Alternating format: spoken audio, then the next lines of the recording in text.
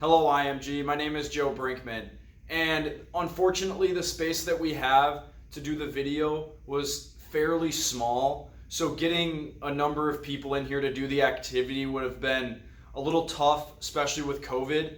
So I just decided to go ahead and do it on the whiteboard for you guys. And what I was going to talk about today is actually how to build your self-talk on the golf course in order to get yourself to the present moment and be able to be fully immersed in exactly what you need to be doing at that point. So what I was gonna do is talk about the two different ways that self-talk can actually be used and seen.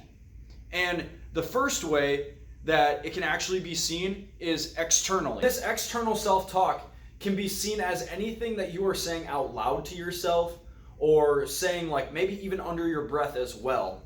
And this can be on the golf course, this could be on the practice range, this could be in everyday life. The other way that self-talk can be seen is actually internal. Internal self-talk is anything that you're saying to yourself, maybe in your head, or that you're not voicing out loud like we were with external. And on the golf course, these can both be very present. I know for me when I was younger, doing external self-talk revolved around, Joe, that was a terrible hit, or oh my gosh, dude, what are you doing? Where my internal self-talk was actually not any better. I was not all that great of an example on the golf course when it came to self-talk because it showed that I had such negative self-talk and it did not help me play better at all. So now that we've talked about internal and external self-talk, how can we actually use that to help ourselves focus on the present moment? And what I'm gonna do is I'm gonna demonstrate a little video here quick on an activity that we can actually use to show it. So the activity used for this in self-talk is I would give 2 golf balls to anybody that wanted to be involved with this in whatever the team is that we're working with, and basically just have them try to stack 2 golf balls on top of each other. And just like that, you can stack 2 golf balls on top of each other. And I would also ask that the players who are participating in this, I would ask them to monitor their self-talk. Monitor their external and internal self-talk that we talked about a little bit earlier. And so the point of doing the golf ball stacking activity is to do that, is to actually monitor the self-talk that's going on. Now, when they get 2 golf balls stacked though, that's not the end of the activity. When they get 2 balls, I would give them a third one and have them try to stack that third golf ball on top of the other 2. Stacking a third golf ball on top of 2 that are already stacked is a very frustrating process, just like the golf course can be. We can go through some times where we're hitting some really good shots representing the 2 balls stacked on top of each other, and then all of a sudden we get a third one, just as all of a sudden on the golf course we might hit a gust of wind, or we might have the ball hit off of a sprinkler head and we're throwing something that we don't have any control over. So it's really important when we are actually on the golf course or stacking balls, whatever it might be, important to monitor the self-talk that is actually going on. So if you've ever tried to stack 3 golf balls on top of each other, you know how frustrating that process might actually be. And all of those things that you are saying to yourself in your head, more than likely are gonna start with negative. And even as I'm sitting here doing this, it's just like, Joe, you've done this 100 times. Why can't you do it this time? It relates to the golf course too, because sometimes we hit those shots and it's just like, dude, you've hit those before. Why can't you do it again?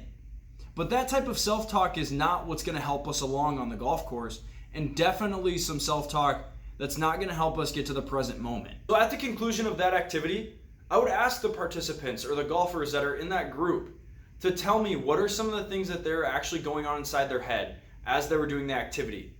What are some of the things that they were thinking about? What were they actually telling themselves?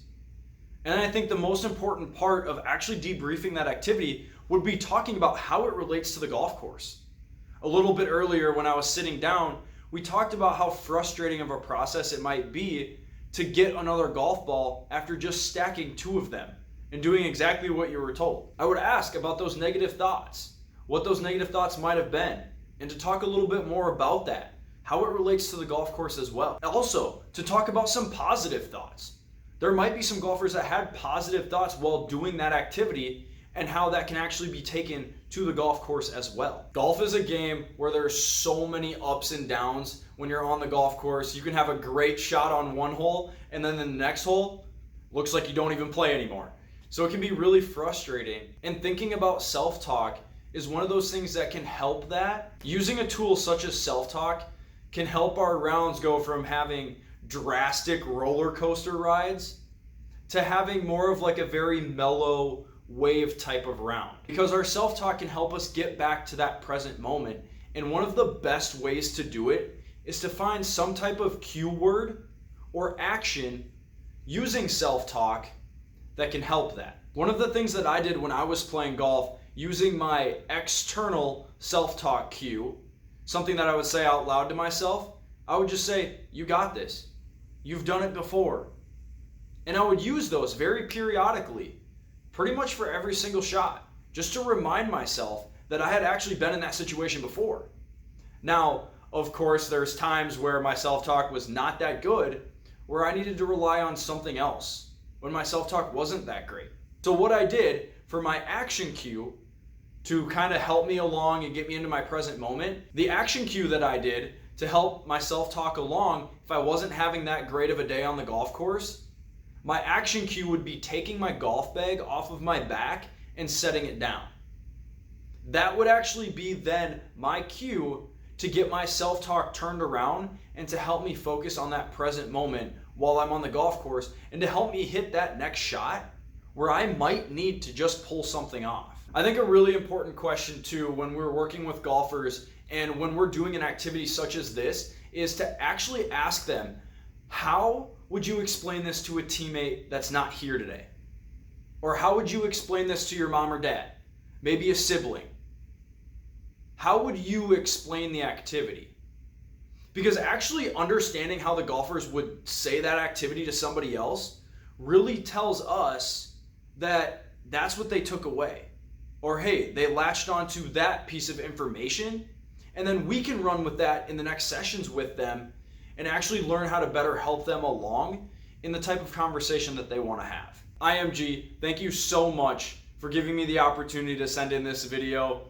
I'm amazed at everything that you guys do, and just hearing from Chris Goodman a couple of years ago when he did his internship, how amazing it was for him. And I just really want to thank you all for even the opportunity to apply to a place such as IMG. And I'm extremely thankful, and I look forward to hearing from you here soon. So thank you very much.